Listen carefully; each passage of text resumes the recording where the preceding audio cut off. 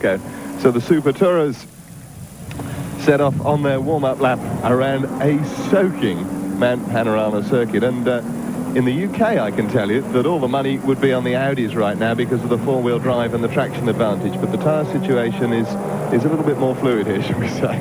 Well, yes, the Audi around here, it's a little slower than the BMWs in a straight line. And, of course, there's such a big pull up the mountain. It does make the BMWs look pretty strong. Well, heading up Mountain Straight. And as they do so, we had a little word about the Audis. In one of those cars, not Brad Jones's, but the other one, Tamara Vidali from Italy, who's been driving in the German Touring Car Championship, makes her appearance here at Bathurst. I caught up with her in the paddock before the race. I drove the go-kart because my brothers drove it, and I wanted to start it also myself. And then after go-kart, I drove a touring car. I was in 1990 with the Golf Synchro in Italian Championship, and I drove with in 1992 and 91 with Alfa Romeo 33.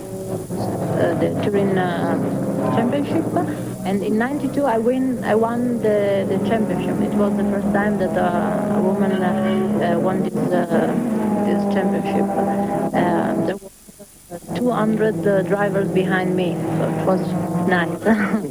In '93 and '94 I was a factory driver in Alfa Romeo. I drove in Super Touring Championship in Italy, and with the 155 car. And in 94 and 95, and in 95 and 96 this year, I drive in Germany in Super Touring with the Audi. I'm a factory driver. Factory driver indeed, and she finished 7th in the German Touring Car Championship this year. Now, Craig Baird had a moment there on the pace lap. Just saw him coming out of Repco Bend there. He lost it. Very similar conditions and very similar situation to, I think, 1994 when we had both Gardner and Craig Lowndes going off in the wet and the warm-up. Must be a very slippery part of the track down there, Charlie. Well, you're going uphill, so you want to get the power on very early, and you want to get the power on very early, so of course you're trying hard. Here's this spin, as we were just talking about before, and Baird, yeah, looks like he's got wide, got out. And I would doubt if that car is going to start the race. Team manager Lyle Williamson won't be too happy. Looks like a pretty bad damage there. Well, that looks like, I think I just saw it going through the spray there with all the damaged rear bumper hanging off it. After yesterday's Super Touring race, that was the only one of the 3 cars left undamaged. So look at that. Oh, whoa. I believe the word from the pits. I believe the word from the pits. The Audis are running on slicks of all things. What an extraordinary decision in these conditions. We may find out why they did later on. Let's look how they line up on the Shell Helix scoreboard. Craig Baird and Jeff Brabham will start off the front row. Row 2, the first of the Audis, with Paul Morris in the 3rd BMW alongside him. Row 3, Jim Richards and Jeff Bull in the Foxtel Racing Peugeot. Mark Adderton and Tamara Vidali heading into the pits. Row 5, Stephen Voigt and Paul Nelson round out the grid. We'll be back with more from Mount Panorama in just a moment.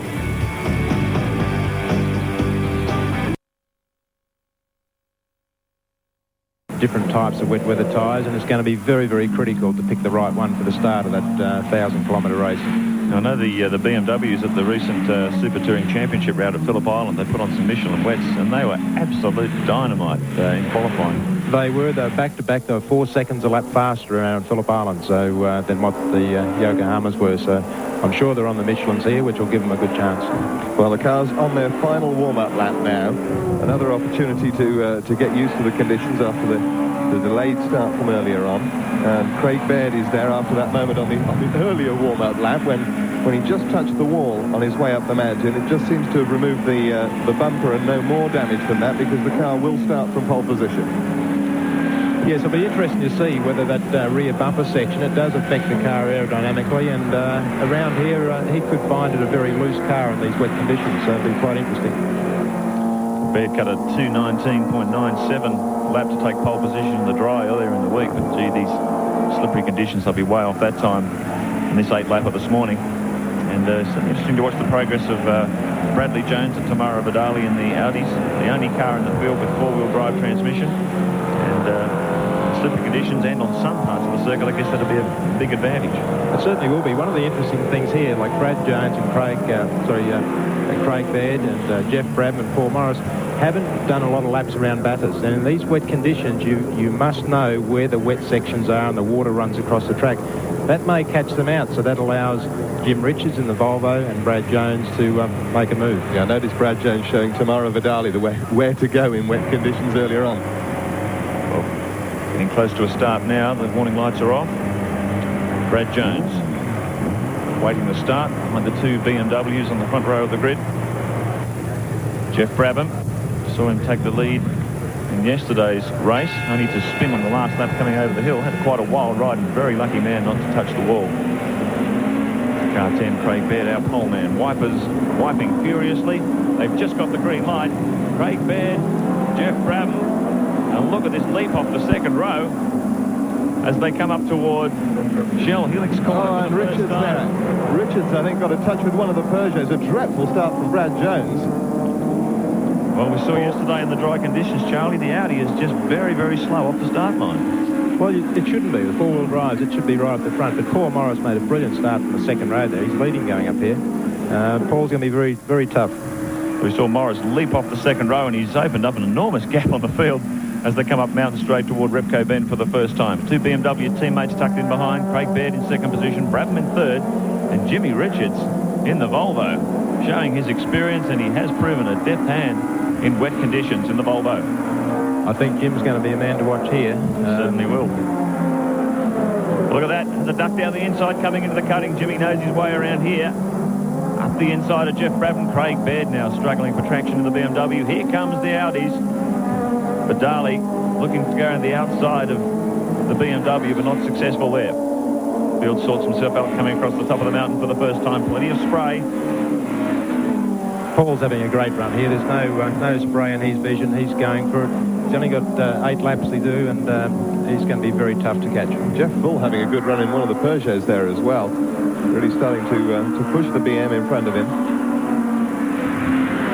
So across the top of the mountain for the first time, it's Morris in control. But watch this man, Jim Richards, in the Volvo. Michelin tyres. Discussed before, these Michelin wets are apparently a very impressive tyre, and Jim looks like he's using them to full advantage as he gets right up behind the BMW as they head down Forest Elbow tyre power turn for the first time. Look at Richards, he's all over him. He's got him. So Richards on a real charge, picking up 2 positions in the run up Mountain Straight and down the hill. Now he stretches the legs of the 5-cylinder Volvo as they head down Conrod Straight, reaching speeds of 250 kilometres an hour in the dry. Very fast and straight behind the Volvo. There's obviously less power loss going to the front wheels of the front-wheel drive car, and it's very quick. So in these conditions, Charlie, I know you've spent a fair bit of time in the rear-wheel drive BMWs. Would a front-wheel drive car be the one to have in these conditions? It certainly wouldn't be a disadvantage, particularly with the tyres that the car's got on, and having Jim Richards that's basically has grown up with wet weather. So we take race cam toward Brad Jones, Audi Sport Quattro. Wipers working furiously, a little bit of fogging up on the screen. And you can just see the amount of spray coming off the cars in front of him. And I guess when you get up in that spray, Charlie, it's very, very hard to see. Well, it's difficult because you can't pick the apexes of the turn, so therefore you're not braking at your maximum. You're not going through the corner at your maximum speed because you can't see where the track is. See that little indicator on the dashboard down in the bottom left-hand part of your screen. Those numbers flicking up as the gear change, so the driver knows where he is on the sequential box. You can see it go from 4, 3, 2. Yes, it is hard when that light goes out to know what gear you're in, because you've got a sequential gearbox like a motorcycle transmission, and it's just a straight shift.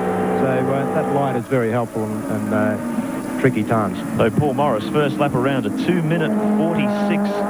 Just shows how much they're knocking their times around. And he was 2.8 seconds ahead of Jimmy Richards. And the way Richards is going at the moment, I don't think that gap will stay like that for very much longer. Well, he absolutely stunned everyone down at Phillip Island a few weeks ago in qualifying. Just blitzed the Audis in the wet. Oh, and you can see how slippery it is out there.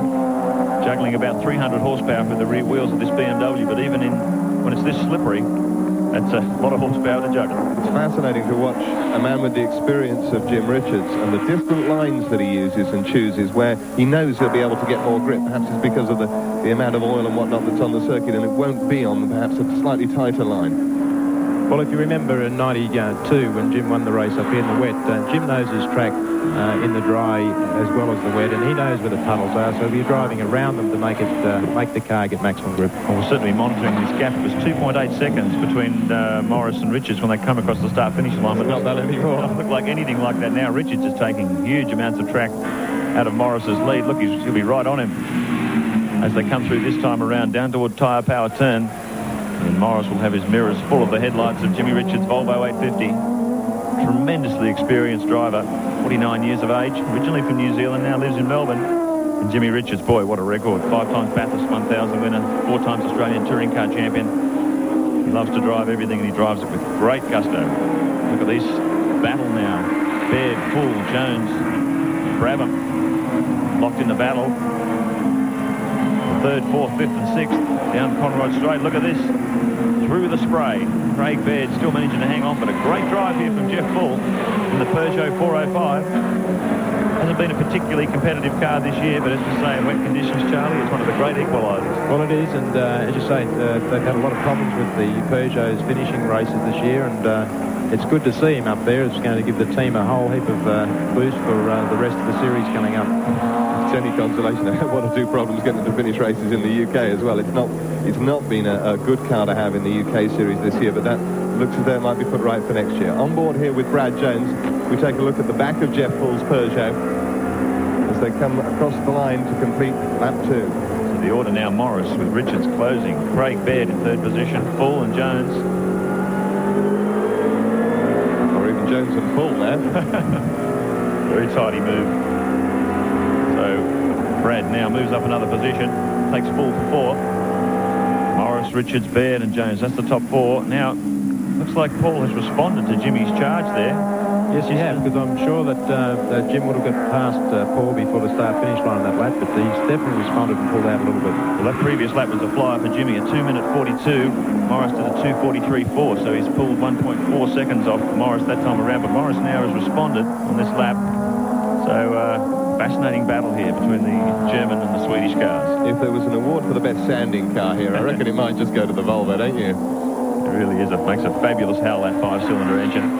Ex-Tom Walkinshaw racing car used in the British Touring Car Championship in 1995.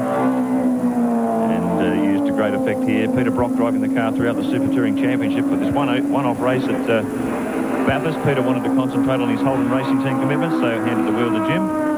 And Jim has grabbed it with both hands. Plus, I think it was cheaper for Jim to run this car than he's done.